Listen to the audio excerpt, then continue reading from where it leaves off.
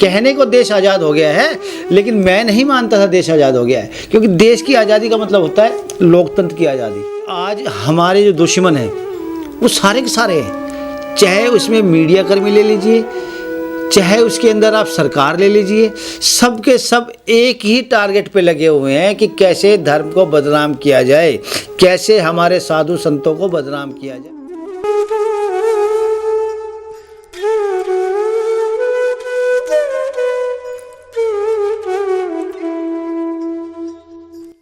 आशाराम बापू का ले लो, चाहे प्रज्ञा ठाकुर का ले लो, ये सारे के सारे राजनीतिक के शिकार हैं।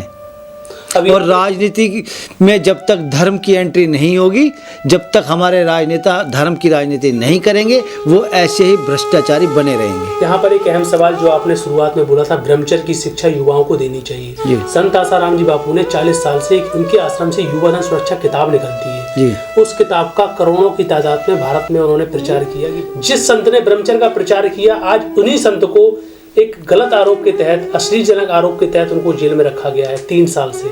क्या लगता है आपको ये सब?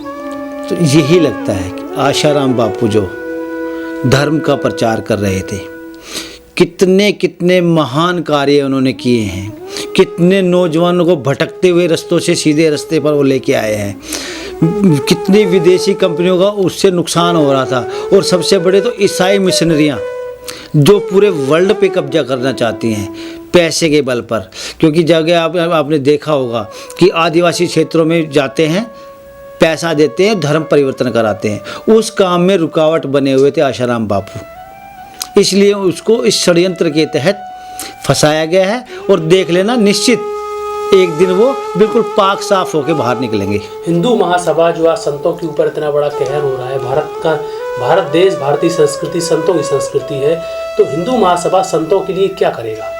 नहीं, हिंदू महासभा, मैंने तो वैसे तो देखो कहने को बहुत ज़्यादा बड़ी बातें हैं, लेकिन मेरा विचार है कभी हमारी चली या हमारी सरकार सत्ता में आई या कभी हमारी एंट्री लोकसभा विधानसभा में होती है, तो हम जैसे लोकसभा है, एक राज्यसभा है, एक धर्म सभा भी होनी चाहिए। कोई भी नीति हिंदुस्तान की बनती है वो वहाँ से भी पास कराई जानी चाहिए, और जब तक वो नहीं होगा हमारे साधु संतों पे अत्याचार होता रहेगा।